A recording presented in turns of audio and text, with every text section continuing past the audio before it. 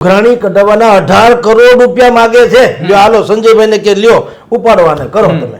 હવે ઓપરેશન ગુજરાત થવાનું છે. આ ગિરિવરજા મોરલાન કંકર પેટ ભરા ઋત આવે નવ બોલીએ તો હૈયા ફાટ મરા. એને ખબર પડે કે હવે કઈક અષાઢી મેઘનો બરાબર મેઘલો જામવાન થયો છે તો હવે ટોકા ન કરે તો હૈયા ફાટ મરા. પછી કેદી અચ્છા સંજયભાઈ માં, યોગેશભાઈ માં, કુમાર કાની, અમૂલ ભટ્ટ એમાં જ માનવતાની સરવાણી પ્રત્યે રાજકોટમાં ધારાસભ્ય સંસદ સભ્ય નથી રેઢું પડે છે કે ભાઈ અહીં તો વોજ્યોભાઈ છે નહીં, આ તો હવે કોઈક આવે તો થાય એવું છે. અહીંયા છે આરામ ખાયા પૈસા ખાય છે મજા કરે છે. ભાંગું તૂટ્યું એક મકાન તો આપો અને ધૂળ જેવું પણ ધાન તો આપો. એ હાવ જૂઠું શું કામ બોલો, એકાદ હાથી જબાન તો આપો. એને તો એમ જ માંડ મેળ પડ્યો છે 5 વર્ષમાં. જે થઈ 70 પેઢીનું ભેગું કરું તો 5 વર્ષ છે ને એ નેઠું નથી, પાછું હાંજે નક્કી નથી શું થાય ક્યારે હું કૌભાંડ ખુલી જાય. થોડો જાજો હિસાબ તો આપો, ખોટો સાચો જવાબ તો આપો. બાગમાં ભાગ છે અમારો પણ એક વાસી ગુલાબ તો આપો. બે હાથ જોડીને વિનંતી કરું છું કે કોઈ પણ અધિકારી તમારી પાસે પૈસા માંગે તો તેને પૈસા ન આપવા વિનંતી, અને કોઈ પણ તમારું કામ હશે તો એ કામ હું કરી આપીશ. જી હા, આ વાત અમે નથી કરી રહ્યા, પરંતુ આ વાત જૂનાગઢના ભાજપના ધારાસભ્ય સંજય કોરાડિયા કરી રહ્યા છે. અને તેમની આ વાતથી જે છે તે રાજકીય ભૂકંપ આવી ગયો છે અને અનેક ધારાસભ્યો છે તે હાલ ભાજપની સામે જે છે તેઓ આવ્યા છે અને જે અધિકારીઓ છે તેના પર આંગળી ચીંધી છે. ત્યારે આ ચર્ચાને લઈને આપણી સાથે વાત કરવા માટે વરિષ્ઠ પત્રકાર જગદીશ મહેતા સર જોડાઈ ચૂક્યા છે. તો આવો તેમની સાથે જ સીધી વાત કરીએ વાત ગુજરાતી પર. સર સૌપ્રથમ તો વાત ગુજરાતીમાં આપનું ખૂબ ખૂબ સ્વાગત છે. સર શું કહેશો કે ભાજપના હવે જે ધારાસભ્યો છે તે અધિકારીઓ પર જે છે તે આંગળી ઉઠાવી રહ્યા છે અને ભાજપના જે ધારાસભ્યો છે તે મુખ્યમંત્રીને ફરિયાદ કરી રહ્યા છે. તો સર સૌપ્રથમ તો શું કહેશો, કારણ કે જે રીતે આપણે જોઈએ કે આવું પહેલાં કદાચ જોવા નથી મળ્યું અને હવે જોવા મળી રહ્યું છે એટલે કદાચ નવાઈ લાગતી હશે, પરંતુ આને કઈ રીતે જોઈ રહ્યા છો સાહેબ? જુઓ, પાપ કરવાની ઉંમરે તમે જ્યારે પાપ ન કરી શકો એવી તમારી ઉંમર થઈ જાય પછી તમે પુણ્ય કરો ને એનું મહત્વ નથી. તમારું પુણ્યનું મહત્વ એવું છે કે ત્યાં તમે પાપ કરવાની ક્ષમતા હોવા છતાં ન કરો તો એ પુણ્ય છે. સંજયભાઈ ગોરડિયા હોય કે ભાઈ સુરતના ધારાસભ્ય હોય, આ બધા લોકો જે હવે ફૂટી નીકળ્યા છે અને બધાની ભીતર જે કરુણા ફૂટી નીકળી છે, લોકતંત્રને મજબૂત કરવાની, પ્રજાની પીડા હરવાની જે તાલાવેલી જાગી ગઈ છે રાતોરાત. હજી તો આજે પહેલું ચોમાસું બેઠાનું પહેલા ઝાપટીઓ વરસાદ પડ્યો છે અહીંયા તો, ત્યાં તો બિલાડીના ટોપે મોંઘા પડે ને મોડા પડે એમાં લોકો ફૂટી નીકળ્યા. ઓકે, તમે પહેલ કરી છે, પણ એ પહેલથી ક્યાંય આપણે મોરલા ટહુકવા માંડે એમ ટહુકવાની જરૂર નથી. એનું કારણ એ છે કે આ લોકોના ટહુકા પાછળ પણ એક રાજનીતિ છે, બુદ્ધિપૂર્વકની રાજનીતિ. શું છે આપણે સમજાવવું. આવા કેટલાય ધારાસભ્યોએ આની પહેલા ભૂતકાળમાં પણ પ્રજાકીય પ્રશ્ને જાગૃતિ દાખવી હતી અને આની બધાની જાગૃતિ જે એનો ઉમળકો એને ચડે છે ને એનો એક નિર્ધારિત સમય છે.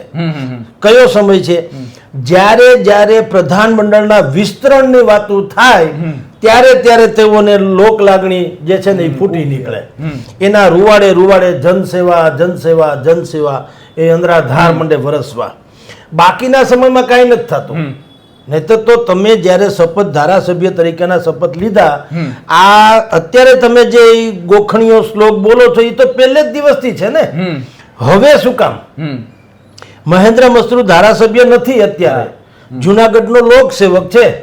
એની પાસે હજારો લોકો આજે જાય છે સેવા મેળવીને પાછા આવતા રહે છે. મહુવામાં કનુ કળસરિયા ધારાસભ્ય નથી તો એની પાસે આજે હજારો લોકો જાય છે સારા કામ જે કઈ હોય એ ફરિયાદ કરીને જાય છે. એની ઇમેજ જ એવી છે. રાજકોટમાં અશ્વિનભાઈ મહેતા, નરેન્દ્ર મોદી પહેલી વખત રાજકોટમાં ચૂંટણી લડ્યા, એની સામે લડનારાનું નામ હતું અશ્વિનભાઈ મહેતા, જીવન કમર્શિયલ બેંકના ડિરેક્ટર હતા. મોદી જીતી ગયા, એ તો જીતવાની સંભાવના હતી જ કે ભાઈ એવડું મોટું સંગઠન છે ને આ કોંગ્રેસમાંથી ઉભા, કોંગ્રેસનું સંગઠન નહોતું, પણ એ મોદી જીતી ગયા.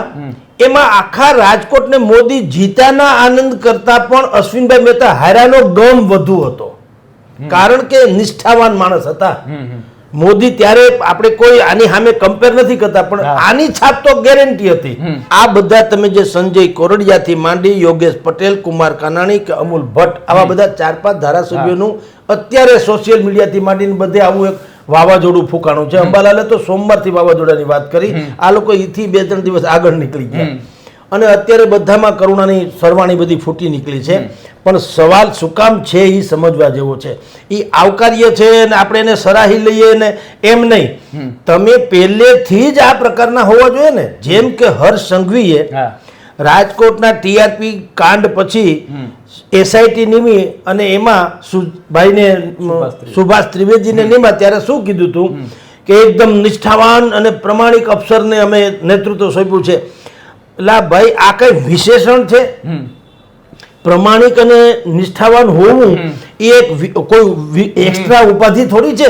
પ્રત્યેક કોન્સ્ટેબલ પ્રમાણિક હોવો જોઈએ ને. આનો અર્થ એમ થયો કે સુભાષભાઈ પ્રમાણિક છે, એવા બીજી બધી ભાન છે એ પ્રમાણિક નથી, એ તો નક્કી થયું.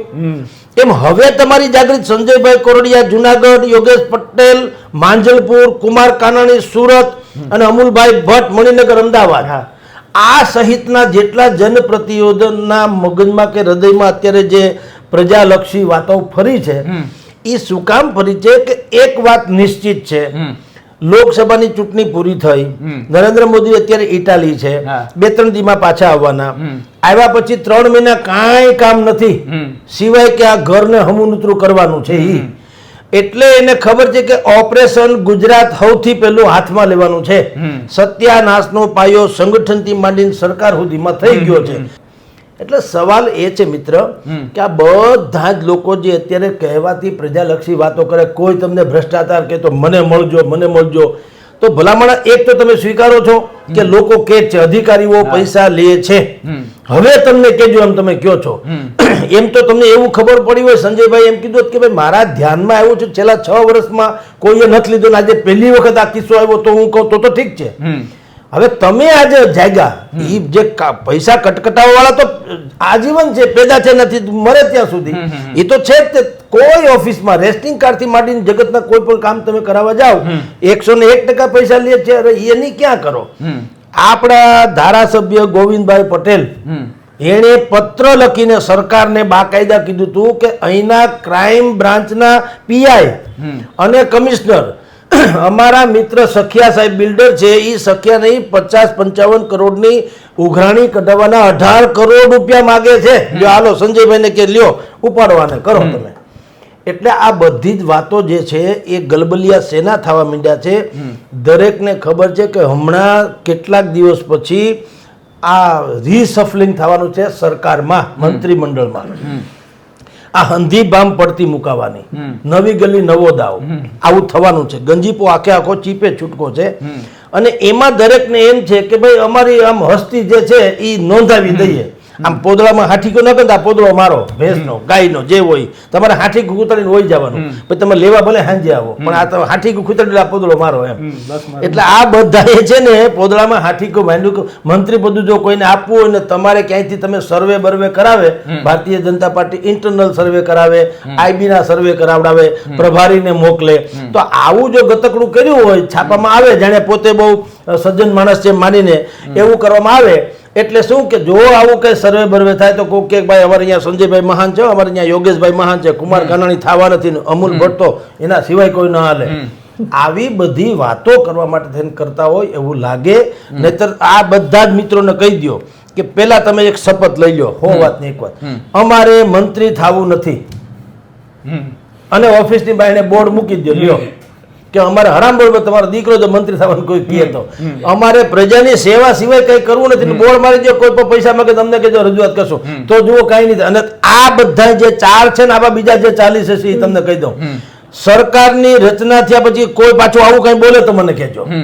અચ્છા, સંજયભાઈમાં, યોગેશભાઈમાં, કુમાર કાનાણી, અમૂલ ભટ્ટ એમાં જ માનવતાની સરવાણી પડતી. રાજકોટમાં ધારાસભ્ય સંસદ સભ્ય નથી, રેઢું પડે છે કે ભાઈ અહીં તો વોજ્યોભાઈ છે નહીં, આ તો હવે કોઈક આવે તો થાય એવું છે. અહીંયા છે આરામ ખાયા પૈસા ખાય છે ને મજા કરે છે. તો ક્યાં એ લોકો ઈ કારણે આવું કહેતા? સવાલ એ છે ભાઈ આ બધી પોલિટિક્સ છે કાયદેસરની કે ભાઈ તક મળે તો અમને આ મેં કીધું તેમ અમારું ધ્યાન રાખજો, અમે કઈ ઓછી માયા નથી.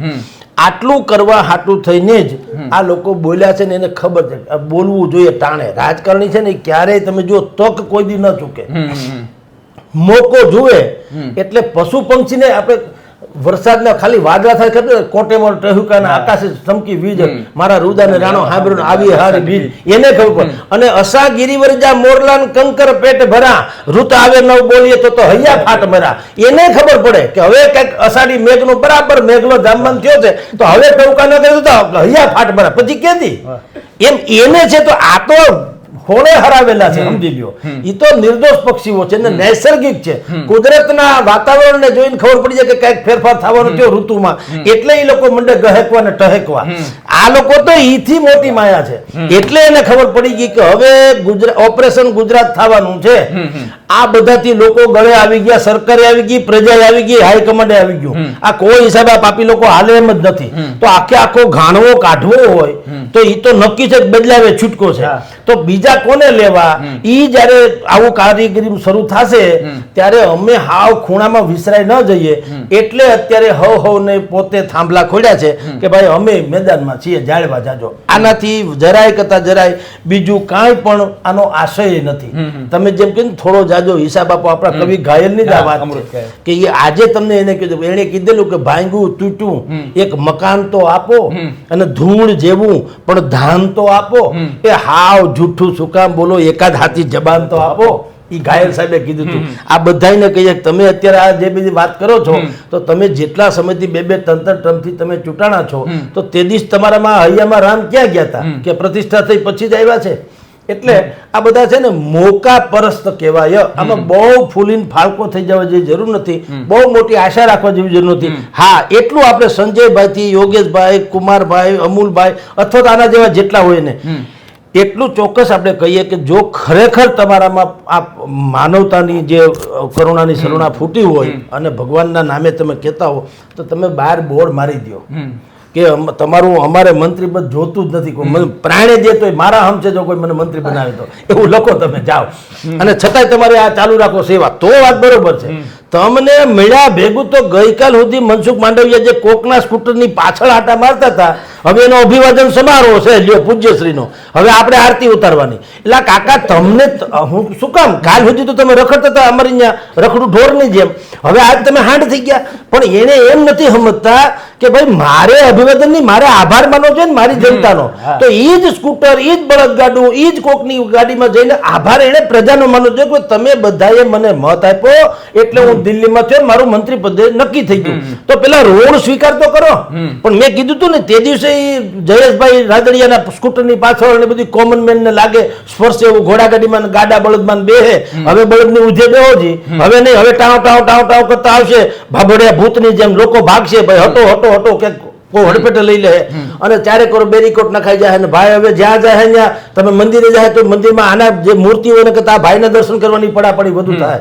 બસ આ જ તો પ્રોબ્લેમ છે કે તમે ચૂંટાયા પહેલા જનપ્રતિનિધિ હો છો, ચૂંટાયા પછી હાંડ થઈ જાવ છો.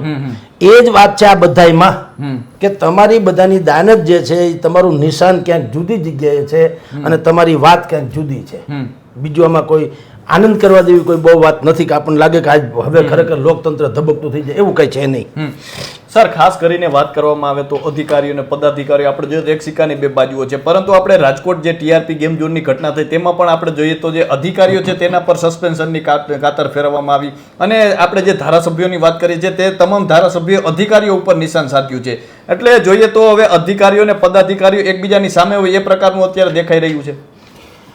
એમાં એવું છે, મૂળ પાપનું મૂળ તો મૂળ પદાધિકારી છે, અધિકારી નહીં. કોઈ પણ અધિકારી પોતાની ઈચ્છા પ્રમાણે કાંઈ કરી શકે નહીં, કારણ કે એ બધા તો રૂલ્સથી બંધાયેલા હોય છે. કાળું ધોળું કરવા માટે થઈને ઉપરી આકાઓની હંમેશા આશીર્વાદ અથવા તો એની હા હોવી જોઈએ. બાકી લીગાલિટી જે છે એમાં કોઈ ફેરફાર કોઈ કરી શકે નહીં. તમે કે હું અહીંયા નોકરી કરું છું પગાર લઈ શકું, મારે જો પૈસા ખાવા હોય કે બીજું કાળું ધોળું કરવું હોય તો મારે સહકાર તો લેવો પડે, કારણ કે શેઠિયાઓ તો છે જ. લોકતંત્રમાં શું થાય છે કે બાબા સાહેબ આંબેડકરે જે નિયમ બનાવવા હોય તે એને અધિકારી તો ફોલો કરવા જ પડે. એ એમાં ક્યારે ચીપાય નહીં. એને નોકરીનો સૌથી પેલો ડર હોય. એટલે એ શું કરે, બુદ્ધિશાળી તો હોય, ભણેલા ગણેલા હોય તો જ નોકરી મળી હોય. નેતા હોય મારી જેમ, હવે એ રોંઢા સુધી ગયા હોય નિહાળે, હવે એ ગોઠવાઈ ગયા, નેતા થઈ ગયા, ફાકા ફોતરી બે ચાર જોડી કપડા હારા હીરા લઈને જાકેટ પહેરીને નીકળી જાય, હું પોળો બજાર હાંકડી. હવે શું થાય, હવે એને તો એમ જ છે કે માંડ મેળ પડ્યો છે 5 વર્ષમાં, જે થઈ 70 પેઢીનું ભેગું કરું તો 5 વર્ષ છે ને એ નેઠું નથી, પાછું હાંજે નક્કી નથી શું થાય, ક્યારે હું કૌભાંડ ખુલી જાય. એટલે એ અધિકારીઓને પૂછે કે આમાંથી પૈસા કઈ રીતે કટકટાવી શકાય દાખલા તરીકે. એટલે અધિકારીઓ એને રસ્તો બતાવે, સાહેબ આમ કરો તો આમ થાય, તેમ કરો તો આમ થાય. બુદ્ધિ રસ્તા બધી જગ્યાએ છે.